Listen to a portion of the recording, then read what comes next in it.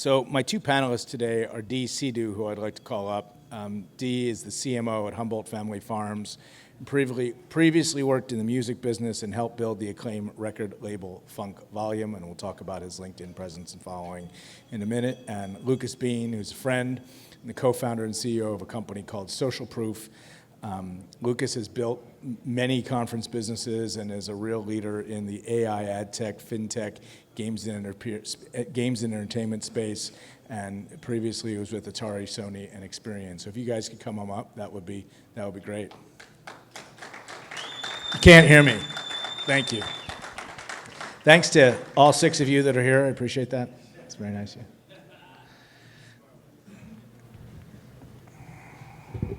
I guess if you touch the bottom, it's a problem. So before we get going, if you guys can hear me, I really think that I need to thank Danny Diamond and Rama Mayo from Hall of Flowers for giving us the platform to be here. If it wasn't for those two, we wouldn't have this opportunity. And Rama has kind of become my creative spirit animal and muse, and the way that he just extrapolates a vision is amazing, and what's going on here today is amazing. Today I think we're going to talk about LinkedIn, and I have been on a journey there for about a year. I don't want to give myself too much credit, but I'm probably one of the louder voices in the industry on the platform, and the momentum that has been created around some of the people who follow me is a little bit overwhelming at times. Through the platform, I've developed relationships with both of these guys, and Dee, who I'll kind of let him talk a little bit about himself, has been kind of an iconic streetwear and record label guy, who I think you've gotten 2 top voice badges on the platform and really kind of have a view, and Lucas, who's also been a top voice badge on the platform. I think really, I got into Lucas because of his content, and some of his content for me is really, really, really valuable. So maybe you guys could just talk a little bit about yourselves before we kind of get into it. So of course, I'm the record producer and streetwear guy. Oh wait, just joking. I'm the square who worked at corporate companies my entire career. So used to run global marketing for Atari, used to run divisional marketing for Sony Pictures, built my own companies. One of them was a solopreneur business to $500,000 and exited in 2019, right before the pandemic, thank goodness. But other than that, I've been a top voice on LinkedIn for honestly, just about 8 months when I started taking LinkedIn seriously. And, I'm really happy that I am. I got to meet people like Seth, and of course, my new friend over here. And I'm just really happy to be here, guys. And so thanks for letting me speak today. Man, I've been dabbling with social media for it feels like almost AOL days. I mean, and playing around with MySpace, creating my own little profiles and, customizing things. And I think at a young age, I really understood that there was something special with unlocking social media and being able to connect with folks that weren't not necessarily within an arm's reach, or maybe you could not touch before you had a follow or a connection. And that really led me into something that where early at a young age in my 20s, where I realized I could use social media to kind of create a role for myself, and I won't dabble a lot into my career, but that landed me with an opportunity where I was able to help assist in building a record label in a time that, most platforms were moving away from CDs, we were going towards DSPs, and how do you compete against, larger record labels if you didn't really have a strong social plan? And we really kind of created our own path. Organic activity, a lot of the stuff you talk about today where, the use of influencers, I feel like was created at that time. And it opened up multiple gates for me.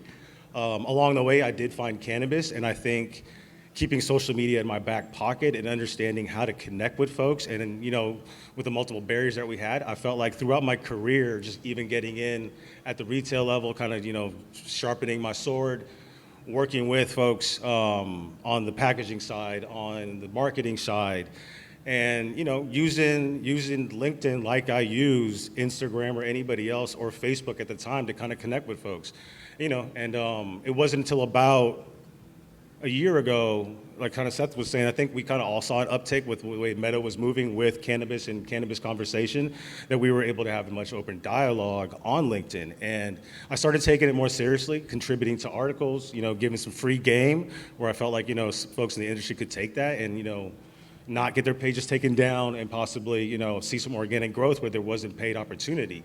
And that helped me earn my social media marketing badge, which is the one I'm more proud of on LinkedIn. So it's been really cool. You get to meet a lot of cool folks and continue to expand in an organic and cool fashion. And how about you, Lucas? How about a little bit about your experience and kind of the why? Yeah, so I guess my experience in social media, I've done social media since before it even was basically social media, guys. Like I literally worked as a marketing consultant at MySpace, guys, before it sold to Fox. So I've been doing this for a while. In terms of social media, I never really took it seriously. I just saw it as a marketing tool. You can amplify yourself, things like that. I really wasn't into building my own personal brand because I always felt weird about it.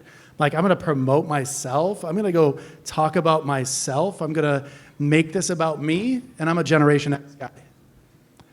I don't know, it just cut out there for a second. So I'm a Generation X guy. And, I don't know what's happening, it keeps cutting out.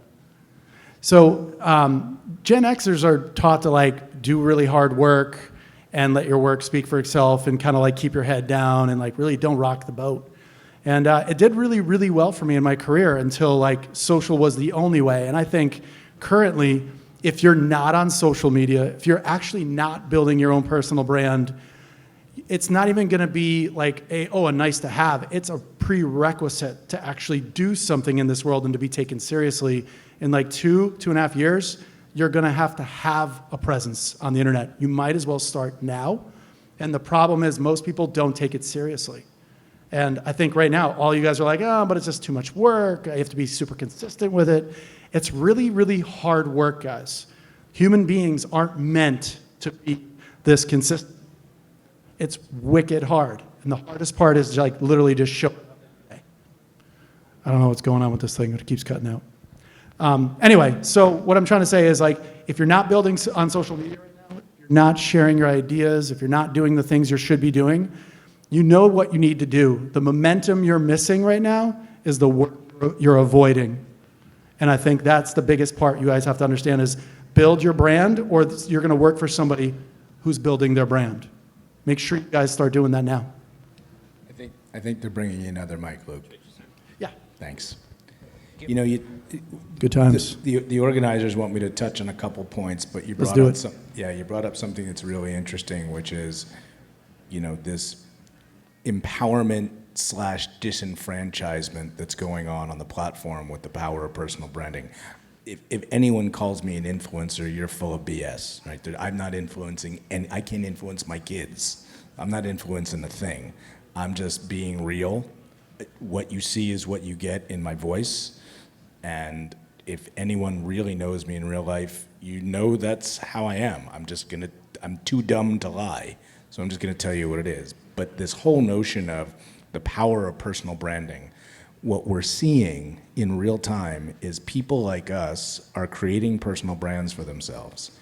If employers don't understand that you need to allow your people to create a personal brand in the context of the workspace, then you're working for the wrong place. And I want you guys to touch on that. That held me back big time. When I was at Sony Pictures, they didn't want me to have my own personal, but they actually said you cannot have your own brand. You cannot go out there until you're media trained to speak on panels, which I was already. I had to be media trained by Sony. And once I was, they were literally, you cannot say anything about yourself ever. It's all about Sony, and these are the things you can't say. Same thing with Atari. It was always, you have to do Atari. If you're doing something on the side, you're competing with our core business. So working corporate is actually quite tough. Nowadays, I think it's a little easier because you can separate yourself from the business to that. And when you take a new job, make sure you let people know, I plan on doing this. I want to make sure it's okay that I do this. Because if they say you're hired and then you start doing it a couple months later, it might not be okay. And you might be stifled down and have to do it on the side, which maybe at one point you might lose your job over it. I think there's a lot of stifling that goes on in it. But you should be building it because I think every person that's in an executive or even like close to an executive, them building their personal brand at a company only uplifts the brand you're actually kind of repping, as far as I'm concerned. When I was at Atari, it would have helped Atari if I was out front, because the CEO was very cagey. He was like he was an ex-finance guy. He didn't really want to be out in front. He didn't want to be on the news. He didn't want to be like talking for the company. I was more than happy to, as the head of marketing, to be out there, but they didn't want that. So it's very, very rare to have that. And I think it's very important to make sure you like plant your flag and say, I'm doing this, because I can tell you right now, no company or job they don't have like you can't work a job for 40 years and like have this amazing company backing you the whole time. If they think it's good for their bottom line, they will fire you in 2 seconds flat to make the shareholders more money. So why in the world wouldn't you be diversifying your income and building your personal brand and actually make yourself more marketable to different like jobs and different opportunities? Because they have no loyalty to you, so you need to have loyalty to yourself first. Add anything on that, D? Or? I mean, I think personal branding is like one way to look at it. When I'm posting, I think like a lot for the longest time, I didn't really post to LinkedIn because I didn't know what to post. You know what I mean? I wasn't comfortable talking about myself. I didn't like talking about myself. I feel like I tend to skate over that quickly, just as me as a person. But once I learned that I can use this platform, you know, because over my career, I've managed teams, I've worked on teams, and sometimes there needs to be, it's interesting to be that voice, because you're not the only one that's feeling that way. So if you're kind of feeling odd about posting, could be your department or your colleagues are feeling a little weird too. They're not sure how they celebrate a big dub today. They're not sure how we talk about something that might be stressing them out and what they do. And I found that once I started talking about things that were important to me, it was very helpful, because I was starting to engage with folks that were in the cannabis space. But when I was starting to talk about things outside of cannabis that I care about, some of my hobbies or things that I'm passionate about that kind of cross over into cannabis, I was starting to bridge into a newer audience. I was getting new eyes, and more importantly, I was getting energy from folks that felt the same way I did. You know, and I think that's really important, because, you know, especially in the cannabis industry, I mean, we move at light speed. We feel things, you know, quickly. We feel a roller coaster of emotion. So it was, for me personally, it was really helpful to know that, I mean, some of these people that I'm meeting today, Seth, bro, I've been knowing Seth for a very long time digitally, right? Met for the first time today. Crazy. You know what I mean? And we've shared a lot of great energy, posts back and forth, supporting one another, and we've got common friends. So I think that is the type of stuff that I'm looking to when I'm posting. I'm trying to find this. Yeah, so two things that we should loop back on is like, I've developed, I think that LinkedIn defines a top 1% creator as someone who posts every day and has a certain number of followers and a certain number of interactions and certain badges. So welcome, because we're all top 1% creators. That and $8 will get you a taco, okay? No one cares. But the interesting thing is that with these two guys, I've developed real IRL relationships that have created value for me in ways off platform. The other thing, going back to the power of personal branding and this struggle that we're seeing going on at corporate, and corporates better figure this out.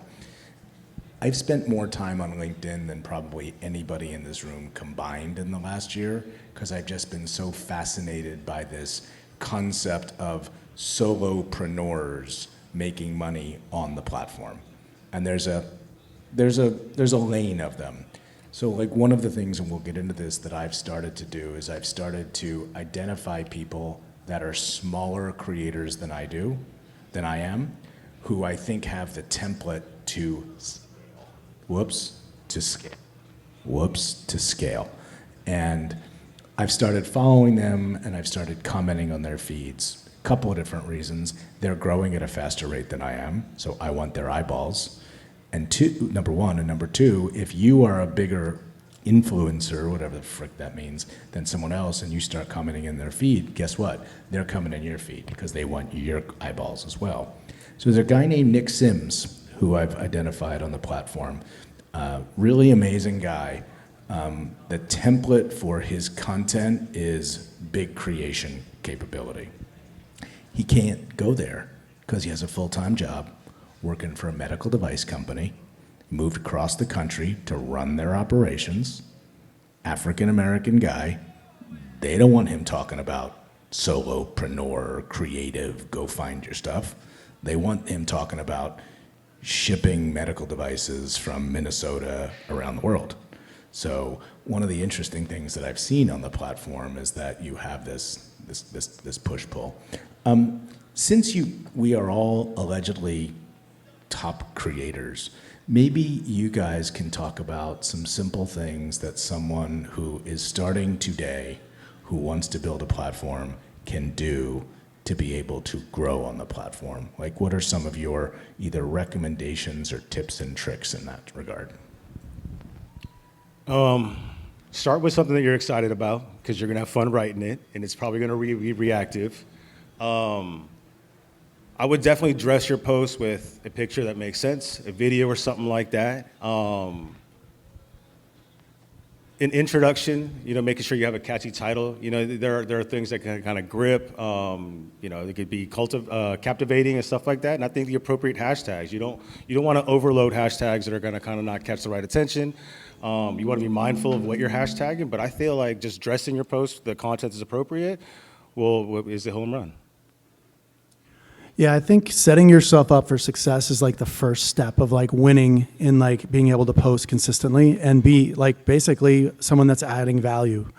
So when you first start, like set up a way you're going to track how you're going to perform, set up what success or what good looks like. A lot of people don't have a clue of what good looks like, which is probably 99% of the problems in this world, is that most people do things, they don't know what good looks like, there's no template for it. So I would say the best thing you can do is exactly what he just said, is find a topic you love, right? Whatever you love to talk about, or at least find something that's interesting enough that you want to like research a lot of. And that's how you start. Am I doing something wrong? I don't know. Say again? Okay. All right. So you start up here and you say, hey, what is the topic I actually don't mind talking about, or I like, or I'm interested in right now? And then below that is kind of like find the community talking about that topic. Join that community by actually adding value or talking about that topic as well. Do a bunch of research, find out who is actually successful in that community talking about that topic, and now start interacting and networking with them. Get on the phone with them, get on Zoom calls, whatever you can do, meet in real life. It's a really, really great way of like getting to, I guess, a boost in this. And then eventually, start sharing your polarizing opinion on that topic in that community with those people you've networked with. It starts ruffling feathers and starts making people think. And what you want them to do is interact with your post positively or negatively. It doesn't really matter, you win either way. So if they have a negative opinion of what you say, that's okay. Feed it by commenting back and forth. If they have a positive outlook on it, agree with them. And the more comments you get, the more you comment back. If people take the time to write on your post, you have the decency to take the time to answer them as well.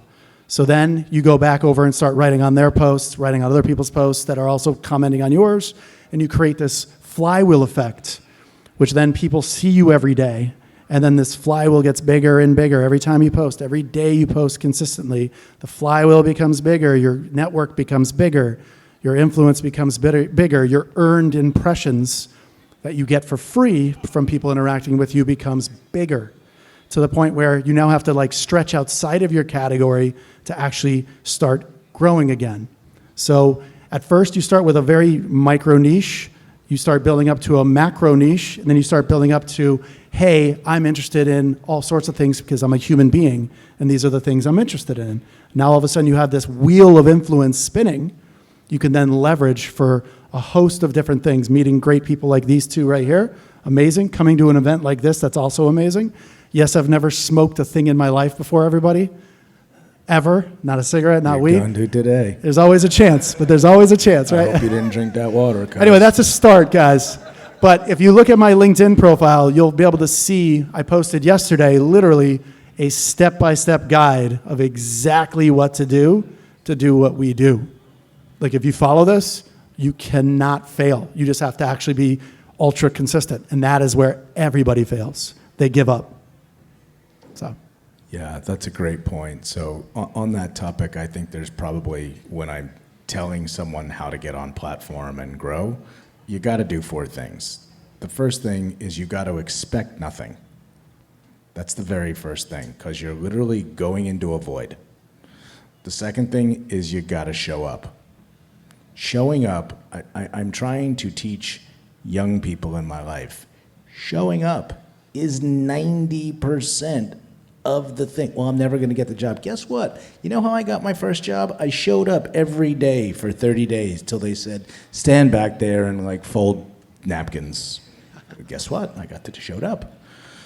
You need to be consistent. Whatever you're going to commit to, just commit to it. And the amazing thing about the LinkedIn platform for me is that if you do the homework, if you do the research, creators that have 10, 15 times the amount of reach that the 3 of us have are going to tell you how to do it for free. All right, well, here's how to write, and here's what to post, and here's the consistency, and here's how the comments work. So people, you know, the guy who I think is the king of it is this guy, Jasmine Alec, who teaches people how to write. And, you know, there's a logic behind how the post should look. There's a logic behind how the hook should look. There's a logic behind why you're commenting. There's a logic that guys like him and this guy, Richard Vanderblom, look at, you know, how does the algorithm work and how do you boost your post performance?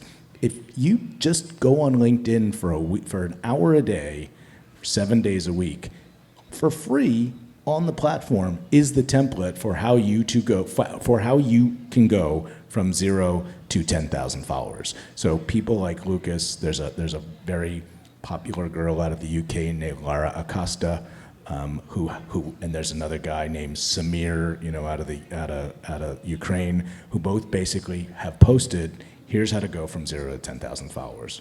You don't have to pay anything, you just got to show up and commit to do it. It's probably going to take you 6 months. It's probably going to take you a year. And then you can kind of see almost like, I don't want to say the future, but kind of like watching waves roll in sets. Oh, okay, I can see that this person has got a template, they've got the picture, they've got the branding, they've got the landing page nailed, they're consistent in their messaging. You can see that they're gonna scale, right? You can see it. So anyway, anything else you guys want to maybe say about that topic in terms of maybe commenting and the value of commenting, or posting and the value of how you craft your posts? I mean, commenting, you hit it on the head. I think commenting is incredibly important. You know, to get love, you got to show love, and contributing to the conversation meaningfully, you know, with an intent that you want to keep this conversation going. The platform loves it. They love conversation. It loves to see that type of engagement. I would encourage, you know, like Seth said, you know, do your homework and feel like you can contribute something meaningful to it. And when you're writing and crafting these posts, write with the intent that you do want to start a conversation. So posing questions throughout, asking challenging things, and sometimes just even asking for help, you know, about something simple can go a long way in creating conversation. Yeah, I want to echo the commenting part too. It's like, imagine you basically are at your job and this person like talks to you every day, right? Your coworker's just like, hey, how's it going? Just want to say hi. Eventually there's like a trust, and you get used to that building up where you're like, oh, I can't wait to see Jennifer or James or whatever it is. You eventually get this trust where you're like, okay, I know he's going to be there or she's going to be there every day. I'm going to give him or her a little bit of work because they keep asking, they keep showing up, they keep asking, and they're interested. That's what commenting is on social media. You show up every day, you add value to other people's like content, which then sometimes like that value you add turns into another post that you basically somehow showed them like some opportunity for them to take. So by you showing up on other people's like posts and comments, you're a fixture to them, and they start to trust you. And when you build up trust with them, you build up trust with everybody else. They see you're adding value, and that's literally the value you get from it as well. Every time you add value, you get value back. And I know one of the challenging things for me was, well, where do I want to comment, or what do I want to comment on? And maybe I'm tired of talking about cannabis. One of my favorite things to do was to go over to X and find what's trending. what's a trending topic? And so then I'd go over to LinkedIn and punch that into LinkedIn, and then blow, there's all of these different posts outside of my ecosystem that's talking about this trending topic. And so then I go into all of these new profiles that I don't know, and these folks that I've never engaged with, and I'm contributing to this conversation. And when I wake up the next morning, my profile is completely blown out. I've got impressions and eyes from different organizations, from different companies, from different parts of the United States. I mean, because I was, tagging, and it could be within the state too, but I was starting to see all of these eyeballs on my account that weren't there before. And then what happens is as I continue to regular post and contribute to maybe some of those topics, some other topics, those eyeballs continue to come back. And if they are enjoying what I'm contributing and I'm still showing some love back, follow and connect. Back to some of the things that I said about showing up. If you want to grow on the platform, in addition to committing to your content strategy, you have to commit to a commenting strategy. So if you look at the metrics on my posts, which oftentimes candidly impress me, it's because I've violently, aggressively, on a committed basis, been in the comments so much for a few months that people that work for me and people in my life are like, dude, you got to get off LinkedIn. And I'm like, yeah, I do. But I think some of the reason that I get the types of velocity that I do on my posts is that I now have 5 or 6 different groups of people on the platform that feel compelled to comment on my posts. And for me, and we'll get into cannabis a little bit now, because I've been so aggressive in my discussion of the industry, I now have people that will come in, and some of the people, like some of the conversations that are going on in the comments of my posts are better than conversations that are going on in real meetings that I have. So like I have a post where like the CEO of Wild and the CFO of Kiva and the CEO of Wana are discussing what's going on in gummies with each other. Same thing in drinks, same thing in other areas. So unbeknownst to me, I created a mini conference in my comments, and I was like, wow, how is this happening, right? So let's talk a little bit about cannabis. I can now officially say that I am firmly in cannabis because I have been in a lawsuit about cannabis, and I have officially lost banking. So welcome. I bought my cherry. Round of applause. Thank you, everybody. And anybody who banks at U.S. Bank, F them. Get out of U.S. Bank now. And I'm going to tell you something else. Anybody who's in this room who's in cannabis, they're coming for you. Get a backup. Go to a cannabis bank. Open a bank account for yourself, for your kid, for whoever. I had a 30-year deposit relationship with U.S. Bank. Across my entities, I had 7 digits of cash sitting in the bank. They called me on a Friday night and said, get out. Get a backup. And if you're looking for a backup, First Citizens Bank responded to my call 11 minutes after I called them at 6:30 on a Monday night, and 4 business days later, had 4 business accounts set up for me. No shade on East West Bank. I think they're great. I've never had a service provider respond to my request in desperation so quickly. Let's talk a little bit, however, about cannabis on the platform. LinkedIn seems to me to be the only social media platform where, with some guardrails, cannabis is a safe conversation. And I think Max Simon was in the room, he left. I think Max Simon probably in this vertical has blazed a broader trail earlier than anyone else. He's kind of not been on the platform as much recently, but maybe you guys can talk about what you see on the platform as it relates to cannabis and your experience, and why you think it's continuing to grow in its prevalence, and what we can do potentially as a cannabis community and as a LinkedIn community to continue to foster that and create it. I have nothing to say almost. I can't speak on this as much as he can, so I'll go first. I think LinkedIn's making a smart decision by allowing this to happen, because business is business when it comes to this. It's being legalized in so many, how many states is it now? it's legal? 30 plus, Yeah, 33. I was going to say, most of the states that I'm from or I live in now in California are legal, right, for recreational use. So if these platforms don't get up to speed on this stuff, it kind of like lets you know like where they're headed towards too. LinkedIn is a purely business platform, like for social networking. MySpace, or sorry, I said MySpace. Meta, right, Instagram, basically Facebook, they're kind of like tailored to like onboarding kids still, right? And that's why they're trying to be family friendly.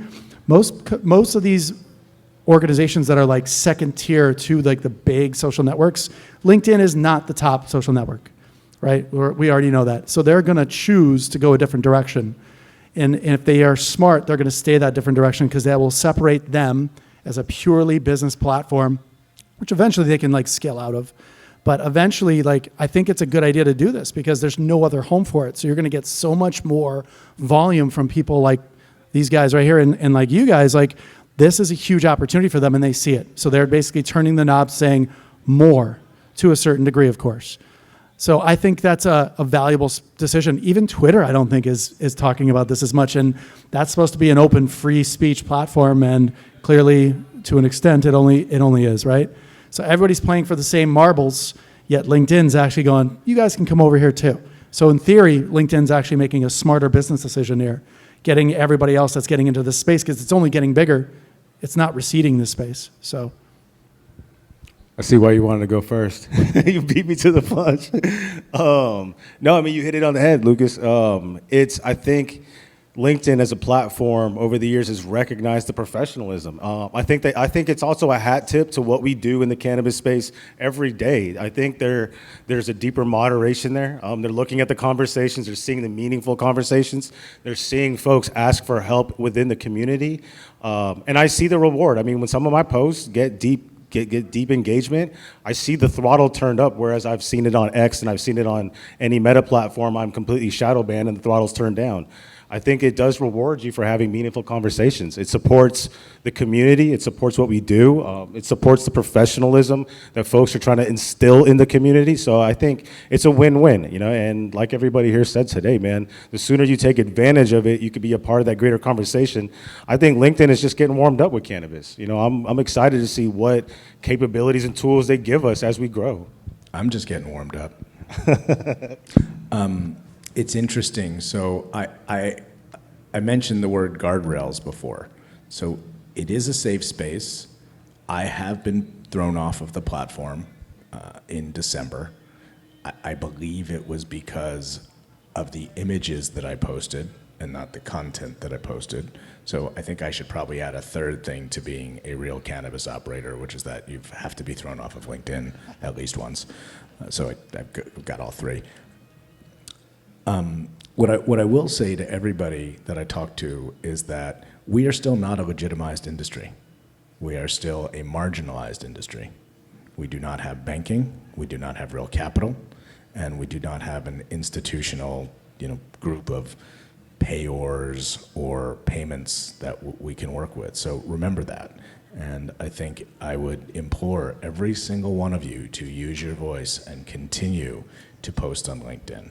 And until we have some level of change at the federal legal level, regardless of what that is, we are going to be marginalized. And if this is the one angle and one platform that we have, I'm going to tell you now, I'm going to push the boundaries. Like, I haven't even gotten warmed up. I've just kind of been like, okay, 3 wood, 200 yards in the middle of the fairway. I'm going to push, and you should push as well, because it's one of the few places that we actually can do that.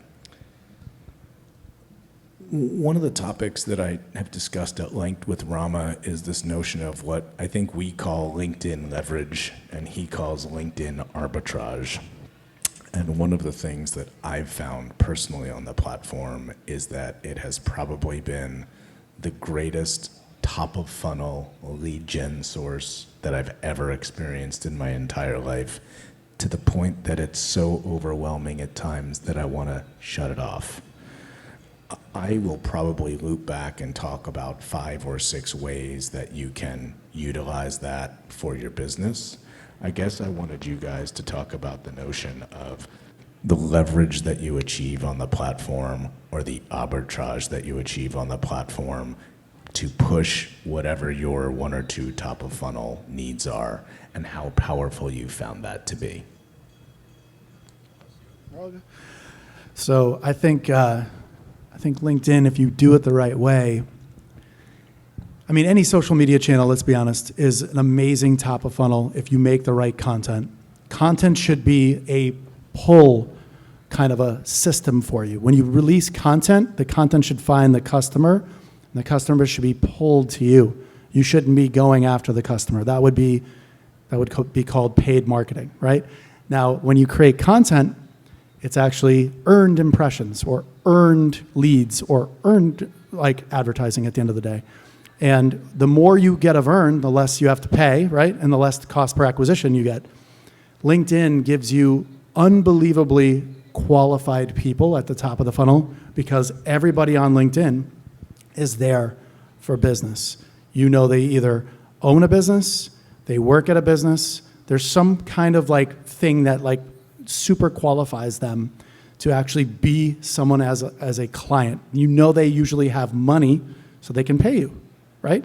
So LinkedIn is probably the ultimate place to create your top of funnel metrics. Now, it's up to you to convert those people, right? Everybody's a window shopper until they come into the store and they start looking on the shelves, and then eventually you got to get them to stop looking on the shelves and like walk up to the register and make a purchase, right? So I think LinkedIn is probably the best opportunity just because of the super qualified people that are on there already. You know, they are operators already. Maybe you get some outliers, less than 1%, that are on there for you know, just becoming influential. I'm not sure really why they would do that, but usually it's like operators that actually have a pedigree or experience in doing something, and that's what super qualifies them. It's not just you're up here, you also get them down into the funnel, which is actually your content that's speaking to them. They can relate to, and they fall into your funnel as in, they like what you're saying, so they want to subscribe. Okay, cool, now you got them on an email list. You then convert them with your email drip campaigns into some other product that actually makes them interested more, and then they become raving fans of yours.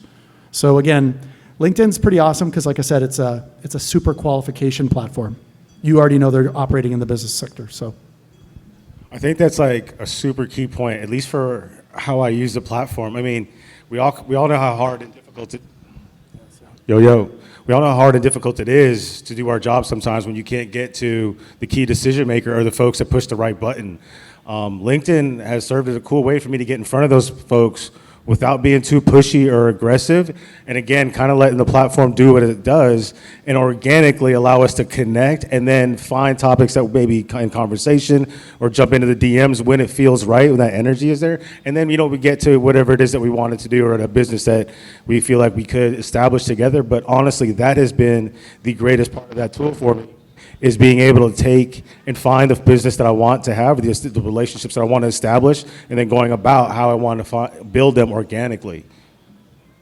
So for me in my normal business practice off platform, the way that I tend to approach selling clients is just saying, here's me, here's what I've done, here's what I do. You either need my help or you don't. And if you don't want to use me, that's fine. But if you have a problem, there's usually maybe 2 or 3 people that are going to be able to solve it. I'm one of them. I'm really expensive. I'm really good. And if you don't want to work with me, then you better hire one of the 3 or 4 guys in my network, because you're going to be effed if you're not, right? Like, it's just plain. Like, it's like you spilled spaghetti on the floor, you need a cleanup, right? Well, what are the guys who are going to come clean it up?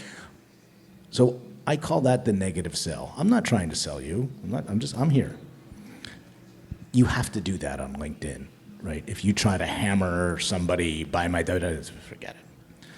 But if you think about the power and the leverage of the platform for the 3 of us, if you look at the metrics of a good post and you're into 5 to 6 digits in terms of views, and you're into, you know, something like 4 digits in the aggregate in terms of likes, comments, and reposts, just think about that number of 1,000 likes, comments, reposts in total. Well, what if I had a VA in the Philippines who DM'd every single person who commented on my post and thanked them?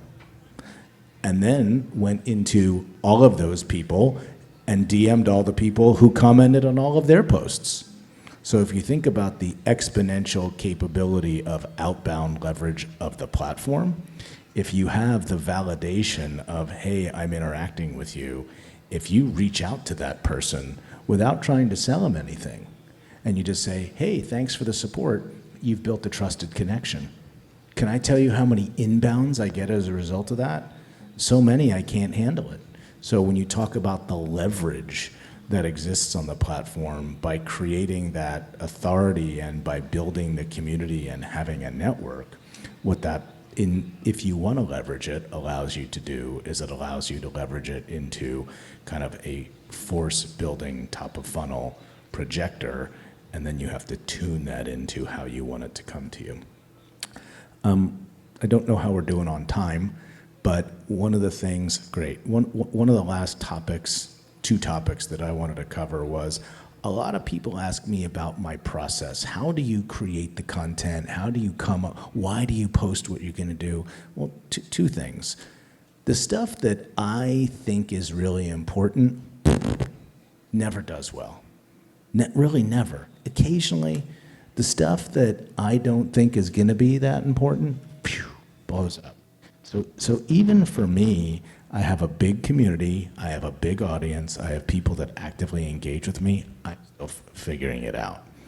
I have become a writer, so I wanted to be a stand-up comedian at one point in my life. That worked out real well. And see, nobody laughed. But I got you, didn't I? But I've started writing, right? So like an idea will come to me, I'll be in a conversation, I'll write it down, that's a great post. So one of the things I wanted you guys to talk about is like, what's your process? How do you decide what you're going to do? And is there a methodology to it, or are you still like some of us and I'm going to just spraying and praying? My process is like, well, first off, let me just start by saying writing sucks for me. I hate writing. I mean, nobody wants to write every day. Not really, let's be honest. It just kind of sucks.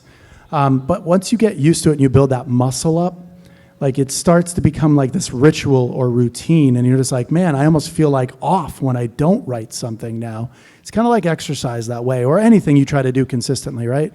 You start exercising and it sucks, like the first couple of weeks, couple days, couple hours even. It totally blows.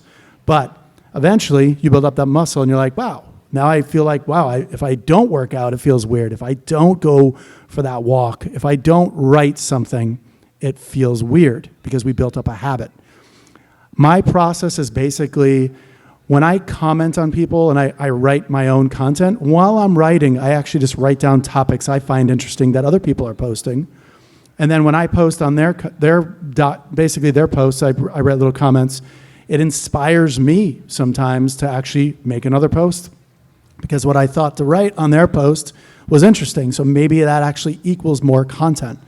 Actually, a lot of my content comes from commenting on other people's posts and reading other people's comments. It like inspires me to like 5 or 6 different posts later. So do I find the time always? No, but taking a time like every single day for like 30 minutes and clearing everything out and just writing from the ideas I have written down spawns other ideas, spawns other kinds of content, and then planning on a little calendar, in my mind at least, is how I work. I take a piece of paper and I go, what's this week going to look like, that week going to look like, that week going to look like, and I start filling in the slots of like, and I start theming things out, like feature Friday or follow Fridays, right? And then like 3-minute Mondays, and like, here are 3 things I figured out that you can read in 3 minutes on Mondays. And my inspiration comes from those themes a lot of the times. And then repurposing content is such a critical piece. So I could write a list of 5 things you don't want to do because of this. I take those 5 things, and each one of those 5 things then becomes a post on into itself. I can then write about that topic somewhere else. And Lucas, not to like pat you on the back, but your content's really good. So I came on to Lucas because I saw him commenting in the feeds of other large creators. And I started looking at what he was doing. I was like, wow, this guy's content's like really good for me. So I started following him because I enjoyed your content, quite honestly. I appreciate that. Well, I enjoy yours, of course. Best character on LinkedIn, by the way. If you're not following him, start following Seth over here. So anyway, short story long, just start writing and start reading. The more input you get, the more output you can produce. But you actually have to make time to write. Even if you don't write anything, do it for 5 minutes. The 5-minute rule. Whatever you hate in life, do it for 5 minutes. And if it works, almost 99% of the time, you'll continue to do that thing after 5 minutes, even though you didn't want to do it and you hate your life because you think, oh, I got to do something I really don't want to do. Nothing is really that great that you want to do it all the time. You just have to be disciplined enough to do it. Man, I hate writing. I don't think I've ever liked writing since I was in grade school. Like you had to write things for school, homework and all that stuff, and I just never liked it. And I still kind of don't. But I did learn over time when I wrote about things that I like, the things that I was passionate about, it felt good. Just kind of pulling out the notepad digitally. I'm really good with my phone, just kind of putting my thoughts down on a specific topic or something I heard about, maybe something that was trending. And I'm not gonna lie, people, there's cool tools out there. I personally, one of my friends, younger cat, he's at Pepperdine. I didn't go to college, but he put me on a Grammarly, and Grammarly helped fix a lot of the things that I was kind of like not cool about, and honestly, it helps me, it feeds me a lot of confidence. I love using it when I'm writing stuff that I care about, it's presentation and stuff like that. So I would even encourage, to start write things that you care about, get some traction. There's tools out there, there's all sorts of stuff that'll help you scrub up anything that you're not happy about or help you dress up some more flavor on your posts. But there's things out there to help kind of make it less scary. I'd for sure encourage folks to start talking about things that they're really passionate about. And if you go to my Instagram, you go to my Instagram page too, but if you go to my LinkedIn, you'll see that I kind of got started talking about celebrating other people because I didn't really want to talk about myself. I don't like talking about myself a whole lot. So my start was talking about my colleagues and the fantastic things that they had and the victories that they scored out in the field in the trenches. My production team produced some of the finest rosin in the world. We won the Emerald Cup or the Farmers Cup. Let's celebrate the back of the house, And I noticed a lot of those posts took off and people loved that, and that started other conversation. And when I sprinkled in things that were non-cannabis, the stuff that I cared about, Killer Mike won a Grammy, he swept at the Grammys, I noticed there were people in the cannabis space and outside that saw that too, and they liked that too. And so now we're starting to talk about things beyond Killer Mike and the cars and and that to me is kind of my pro tip is, just start writing and find things you care about, and I promise you, folks care about them too. I have been warned by the conference organizers against this, but I don't know if anybody in the audience or if we're equipped to take a question or two in the last minute or two that we have, but you have a fountainhead of knowledge here on the platform. So I don't know if we can if you want a mic up here. I know, David, I'm sorry, but I'm going to do it anyway. So maybe we could take one or two questions from this esteemed audience. And thank you for listening to my drivel for 60 minutes. Thanks, guys. Zach Darling here, great panel. Thank you so much for this great information. One of the things that I find the most intimidating about posting on LinkedIn is your hashtag strategy and making sure that your hashtags are really relevant or hitting the right nerve and matching the content of what you want to talk about. And one thing that I've recently discovered is working with ChatGPT to say, this is the things I want to create a list of hashtags and make it relevant, and it pops out a really great list of hashtags. Are there other ways in which you guys are integrating AI into some of your content process or writing process? Well, two questions there. First of all, hashtag strategy. I don't think I hashtag anything anymore, so I think I'd love to hear your guys' input, but on LinkedIn, the utilization of hashtags doesn't seem to correlate in any way, shape, or form to reach. Yeah, so I've seen lots of hashtags, so they definitely exist. I don't know what they're exactly used for anymore. I don't think people really, I don't think algorithms really optimize to hashtags, but it's possible they do because I have seen people using them. Some of the biggest creators still use them. If I do see hashtags and I see like a post and I go back, I'm I'm a data analyst by like nature. So like I'll go back and see someone's post that's got like hashtags on it. Then I go look at like a similar post of theirs and they didn't have hashtags. And if I see more volume on that post, I'm gonna naturally go, wow, 20 or 30% uptick. Hashtags, right? It has to be that, right? It depends on when you post it. Now on the other piece, you said about AI, yeah. So I use AI for idea iteration. So if I go, hey, give me a summary of this book or give me a summary of that or this, things I've read before. But AI does a really good job of like giving you inspiration. It does a horrible job of writing for you. It easily can be seen when people comment with AI, when people write with AI and they don't change it at all, because it's just not human.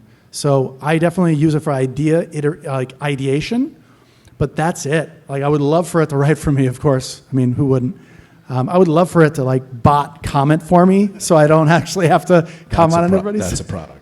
Yeah, it's definitely a product. And That also is literally a banking product. for the cannabis industry is a really great product. I'll keep it short. I like hashtags, and I'll say this. I like hashtags because I talked about it earlier. Hashtags are discovery. A lot of folks use hashtags because they don't want to. They want to cut through the fluff. They want to find information on what it is that they're curious about at that time. So if you punch in Beyonce, I don't know, she got that country record, right? But that's how I know how to find Beyonce's new country record and album is I'll put in Beyonce country. And so on one hand, I dress my post with things thinking of how folks are going to discover my content. The other side to it is, there's content ownership, right? There's hashtag ownership where you could own that hashtag over time if you intend to post content regularly. And when you've posted enough content behind that hashtag, when folks go to discover that hashtag or whatever it is that you're talking about, all your information is going to pop up. You are going to own and dominate that specific hashtag. Yeah, I think that there are a lot of tools that are available to create content on an automated basis using ChatGPT and AI. Two of the platforms that exist, one which is called Taplio and the other which I think is called Superhuman or Supergrow. We all have both probably. If you wanted to, you could use ChatGPT and those platforms' AI and their automated posting strategy to post everything that you wanted to post on LinkedIn. As three people that are allegedly real creators, I can read one of those posts and say, that's AI. There is another huge guy on the platform named Luke, I can't remember his last name, out of the UK, who basically says every single one of my posts is created through ChatGPT, and I've trained the voice of ChatGPT to speak in my voice, and his stuff goes crazy. For me, I think that the reason that I've been successful on LinkedIn is because I started when someone told me that they liked what I was saying and they wanted to take the transcripts of one of my podcasts and just post that. And that's how my stuff took off. So I think my voice is very acute and recognizable. And for me, that's never going to be replicated by robots in any way, shape, or form. We probably have time for one more question if anybody has one. And if not, then you can all find us on LinkedIn and hit our Calendly link. And the next question is $500 an hour. And I'm not kidding. I don't need the mic. How many hours a day do you guys actually spend writing? So the question is, how many hours a day do you spend writing? And I'm going to follow that up with a second question, which is, how many hours a day do you spend on the platform, right? So How many hours do you think we do? That's a question first. What do you think? How many hours do you think it takes? 3 hours. Ouch. I do about 2 hours total time, but I'm also prepped before those 2 hours, right? So I have a strategy and what's called a system, right? Everybody thinks, oh, systems, software. No. Like building a system and a process around what you're doing in terms of like, not like automating it with like AI or anything, but automating it as in, I need to do this, that, and the other. And you train your brain to know that process inside and out and that system. And once you have a system to do that, like 80% of the thought goes away. Then you just do it, right? And then lots of that stuff can be delegated or deleted or whatever you find like valuable. Like again, at the end of the day, it's just building a system and a process around it, and you can cut down the time. At first, it's going to be 4 to 6 hours. Then you slowly whittle it down to a certain amount of time that's manageable every day. And that system, like you have a bad day, that system comes in really handy because you're like, oh, all I have to do is this, minimum viable communication, right? And then good days, you're like, oh, I can do way more work. I'm going to write a lot today, so I don't have to write for the next 5 days. So it depends on how you feel, but that system and that discipline and that process helps you when you need it the most, and is like, it amplifies you like 10x when you don't need it the most, and you feel very inspired. I'm kind of, it's weird. I like to write. I do my writing at night. I don't like to be bothered. You know, I smoke a J or something like that, right? Get a little smoky. And then I start writing it because I like to take my time. So when I'm writing and I'm putting my thoughts down, I like to give myself 2 hours. You know, because I feel like if I haven't done it by 2 hours in, then it's homework. You know, I'm not doing it anymore. And that's why sometimes you'll go through my stuff, and I don't always post every day. I find my cadence and my regular and so my writing style. And I kind of, how much time am I spending on the platform? I look at it the same way I use social media in general, right? If I could dedicate my morning to jumping on Instagram and going through and thumbing through a bunch of things, that's how much time I'm dedicating to LinkedIn. So, you know, I'll jump on the treadmill in the morning. You know, if I'm in the gym training, that's usually when I'm pressing those buttons, looking for where I want to leave comments and stuff like that. And then I keep my notifications on. So all that work and heavy lifting I did during the morning, right, while I was in the gym or whatever, doing something else, running an errand, I'm just responding to the notifications as they're rolling in, coming through, and I can get to them. A little more easily manageable. So I saw an interview with Prince once, and I'm not likening myself to Prince, but they asked Prince, how do you write songs? And he said, they come to me and I write them down. So my posts come to me and I write them down. And I've used a platform called Notion. So at this point, I probably have 60 to 90 ideas sitting in Notion that I will then turn into posts. I usually write for 2 or 3 hours on Saturday, plan my forward content strategy. I am attempting to limit myself to about an hour a day on the platform, about 30 minutes in the morning and about 30 minutes at night. One thing that we didn't talk about is that as a creator, one of the ways that you're going to gamify your velocity is by staying in your post for about the first 30 minutes after it posts, because that first kind of 30 minutes is critical in terms of your reach and of your repost. So we all probably post at the same time every day. So I'll post at the same time, and then I'll see what happens in my comments. I'll comment to my comments, and then I'll drop, and then I'll come back at night and do the same thing. So I'm trying to get down. If I'm not down to an hour a day or less on the platform, the young guy who works for me is going to quit because I'm not doing deals, right? That's not my, like, I need to be working to make money doing big moves and not trying to become a celebrity on LinkedIn. So it's a commitment, but it just depends what you want to do. I think for us, that's a wrap. I want to thank again Hall of Flowers and the organizers for giving us the platform. And you all have an amazing day. Thanks for coming out. Thanks for the support. We'll be around afterwards. Appreciate you.